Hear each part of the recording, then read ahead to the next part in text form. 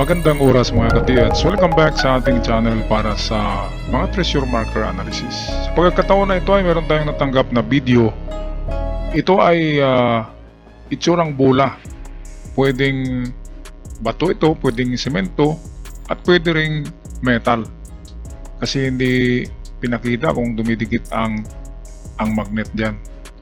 Well, kung ito'y gawa sa semento, o kahit gawa sa marble o bato na bilog, kapag nakuha yan sa lalim na 2 meters to 3 meters deep sa lupa, kapag yan nalalim nakuha yan, pwedeng yan ang tinatawag na sayay sa balls ng Japanese soldiers na merong pinaloob sa loob niyan. Pwedeng merong isang malaking diamond. Yun ang legendary sayay sa balls na nakuhaan ng diamond. Yun ay ganito kalaki, parang malaki kunti sa billiard ball.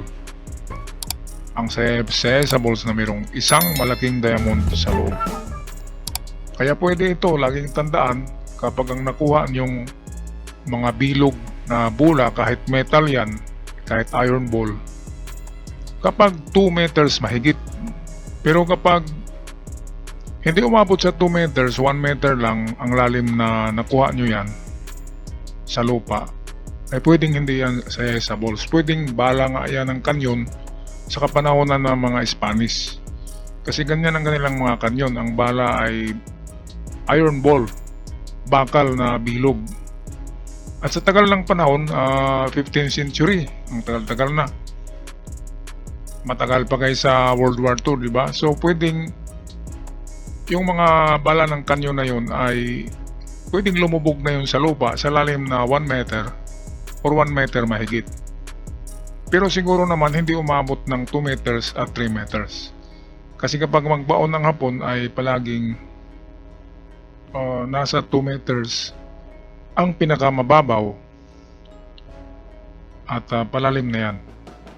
Pero mahalata nyo kung sayay sa balls yan, kasi bago nyo makuha yan ay mayroong mga bato na nakatabon sa kanya, nakaharang na bato sa inyong hinukayan, na mayroong marka ng mga signs ng treasure.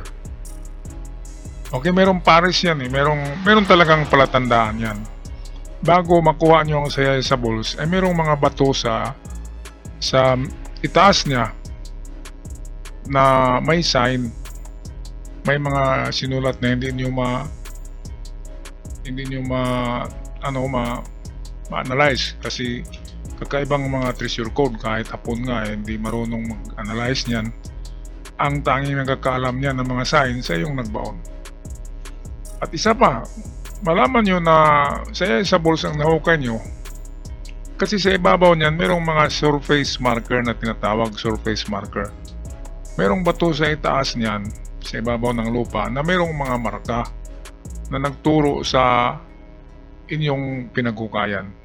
Kaya kapag nakuha nyo ang metal ball na yan or concrete ball sa lugar kung saan maraming treasure sign, well, malaking porsyento na sayay sa balls nga yan. Pero kapag ulitin natin, nakuha nyo lang sa 1 meter, half meter deep, at walang kamarka-marka ang palibot, ang mga bato ay walang marka, ibig sabihin pwedeng bala lang yan sa kanyon noong gera ng kapanahonan ni Magellan. Kasi ang mga kanyon noon ay ganyan ang bala, mga bulitas na malalaki. Okay, so ito, para lalong maintindihan nyo, ay meron tayo ditong video. Ito i-upload ko noon sa Golden Boy na nagpapakita ng iba't ibang klaseng sayay sa balls na pwedeng peke at pwede ring totoo. Ito naman ang tinatawag namin na sayay sa noon ng kasama ko sa treasure hunting. Nakuha namin ito malalim, nasa 2 meters, nakalagay sa kahoy na box. Marami ito, nasa 8. Biniyak namin yung isa pero walang laman. Kaya sabi namin ay hindi naman perlas, para siyang itong parang yung pag binasag mo siya ay parang pinaghalong plastic at bato. Makunat. Walang laman pero mabigat yan. At ang pinagtaka namin bakit nilagay sa box at ibinaon sa 2 meters deep. Kaya yan, souvenirs na lang namin yan. Tig-isa kami yan. At ang sabi ng iba ay baka perlas, pero hindi perlas. Hindi kasi nag-absorb ng light, hindi siya translucent. Kaya marami ang mag-akala na mga sayay sa balls ito kasi nakuha sa malalim. Pero kung ano man ito may, hindi naman ito marble kasi kung marble, madali mabasag. Ito kahit martilyuhin mo, hindi yan mabasag eh. Parang siyang billiard ball, parang plastic. Sa palagay ko nga, ito ay ivory. Kasi di ba ang ivory ay parang plastic? Yung tusk ng elepante yon ang ginagawa eh. Palagay ko ivory ito. Ang ivory ay precious. Kaya ibinaon din ng mga Hapon. So yan ang isa. Ngayon ito ang video ko noon na nagpapakita ng mga peke na sa balls. Sa KMJS ito na. Okay, so ito yung video natin na nagpapakita ng iba't ibang klaseng sayay sa balls. Bakit nagiging iba't ibang klase? Dahil sa mga piki yan. Kasi ang alamat ng sayay sa balls ay isa lang talaga ang gumawa noon.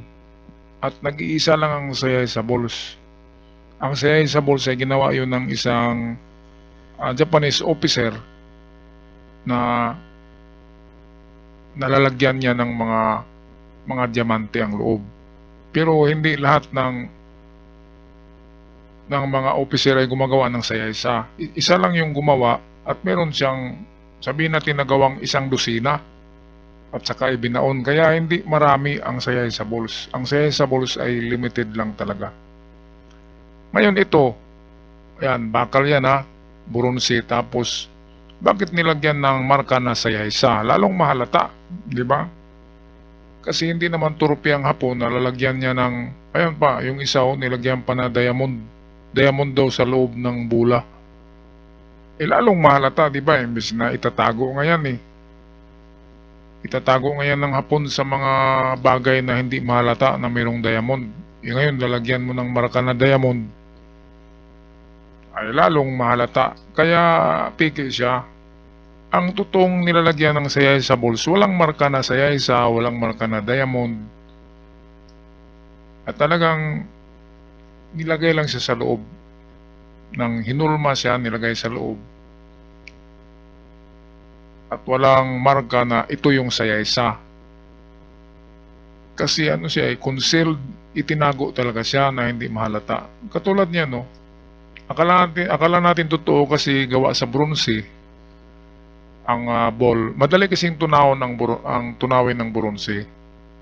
Ayan, kaya nilagyan niya ng pangalan na sayaysa. Ito kasi yung mga scammer noon eh. Na papakita nila na yan. Sa loob niyan eh meron nga silang nilagay sa loob diyan, pero piki pa rin na diamond. Kaya nang lagariin yan para ibenta, ay makikita yung nakahulma diyan na sa isang yan, perlas ang nakahulma dyan eh, hindi diamond. Pero peke pa rin na perlas yung nilagay, binuhusan lang ng bronze tapos binilog na ganyan, nilagyan pa ng 3 star.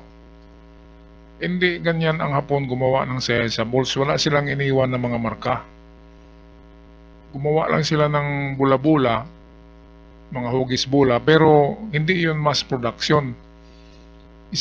Ayon sa alamat ng sayaysa, isang officer lang na Hapon ang gumawa niyan para itago niya yung mga diamond para hindi mahalata. Gumawa siya ng mga bula, hinulman niya at nilagyan niya ng loob. Pero hindi rin sinabi na metal ang bula na nilagyan ng diamond.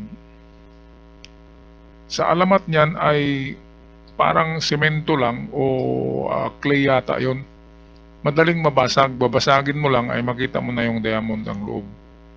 Pero sabi ko na hindi yan mass production ng sayaysa, isang Isang legendary officer lang ng Hapon ang gumawa niyan. Kaya kung meron man saya sa bulls, nasa 10 o 1 dosina lang ang nagawa. Pero ibinaon yun sa isang lugar lang din, sa isang rehiyon, at hindi yan kumakalat sa buong Pilipinas. So yan ang alamat ng saya sa bulls. Kaya dito sa Jessica Soho, merong mga na-scam dyan.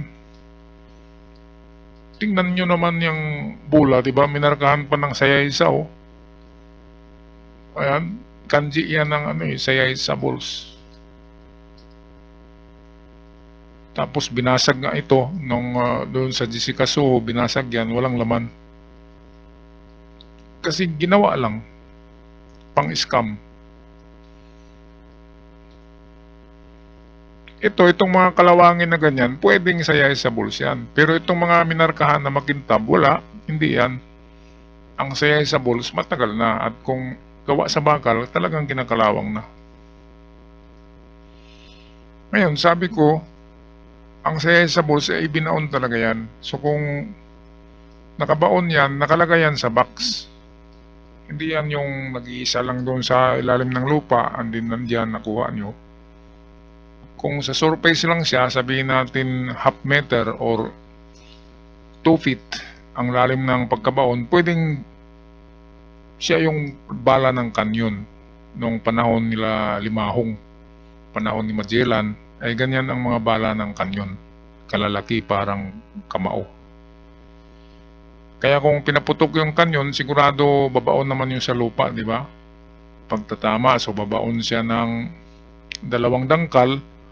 Isa tagal na ba ng panahon? 16th century. Ilang siglo na ba yan? 16, 17, 18, 19, 20. 4 na siglo. So, 400 years ago. Ang Yamashita ay 80 years pa lamang. So, kung 400 years ay nasa ilalim na ng lupa ang mga bala ng kanyon na nasa 1 meter or 1 meter mahigit. So, kung nag-iisa lang siya sa ilalim ng lupa at hindi siya nilagay sa box, hindi siya nilagay sa concrete box o box na palutsina, hindi siya saya sa bulls. Ang saya sa bulls ay nilagay talaga yan sa box kasi mayroon ngang laman na diamond. Okay, so kung nag-iisa lang siya, pwedeng bala lang ng kanyon, lalo na 1 meter lang ang pagkabaon. At mahalata nyo naman kasi kapag talagang mga saya sa bulls yan, ay ang mga bato sa ibabaw ng surface ng lupa, ang malalaking bato ay mayroong mga marka ng treasures. So yan, nakita nyo na, ito example, oh. Saya sa bulls, nilagyan pa ng US property. Bakit merong saya sa ang US, ang saya isa na word, yan ay Japanese. Saya isa. Tapos nilagyan ba US property? Yan, ano ba yung saya isa na yan? Hindi naman yan bala ng kanyon. Yan yung bula na nilagyan ng pangalan na saya isa. Meron pa nga dito, Russia. Nasa sa bulls, made in Russia daw. Grabe naman. Bakit nasama yung Russia? Hindi nga nakarating si Yamashita sa Russia. Hindi rin nakarating sa US. Bakit may US property? Ang gumawa ng saya sa bulls ay mga Hapon. Kaya kung magmarka ang Hapon sa saya isa ay hindi English. Hindi ganyan na English alphabet. Diba? Napakaturupin naman ng Hapon kung ilagay nila yan. So kapag ganyan na mga bula na may marka mismo na saya sa piki talaga yan. Tsaka sabi ko na hindi nagkalat ang saya sa bulls sa Pilipinas. Isang lugar lang ang pinagbaunan yan kasi isang tao lang na Hapon, isang sundalong Hapon lang ang gumawa niyan. At kung merong nagawa niya na marami, nasa 10 hanggang 12 lang ka bula na ganyan kalalaki. Ito, USSR saya sa bulls, naloko na. Bakit dumating sa USSR ang saya isa? Kaya nga, sasabi nyo na piki, nandyan na naman yung mga kalendaryo. Yan ang mga scammer, gumagamit ng kalendaryo na yan para makita yung pizza. Kung treasure talaga yan, hindi na kailangan pa ng kalendaryo. Ayan, so scammer yan. Saya sa USSR, grabe. Wala nang USSR ngayon eh, Rusya na lang. Ang Socialist Republic ay nagkawatak-watak na yan. Ang naiwan ay Rusya na lang. Kaya walang USSR, scam na naman yan. Okay, so fast forward tayo. Tingnan natin dito sa unahan.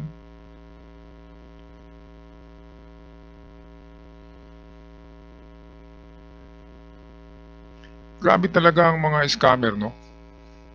Gumagawa sila ng hulmahan. Hinuhulma yan eh, metal kasi yan. At kapag nilagari mo yan, nilagyan nila sa loob ng palaman.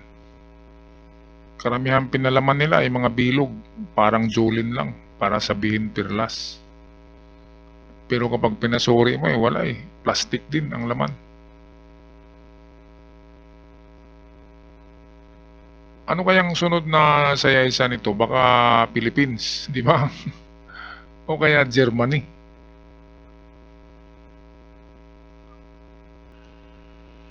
At ito, sa litratong ito, merong mga metal balls na malalaki na merong mga butas.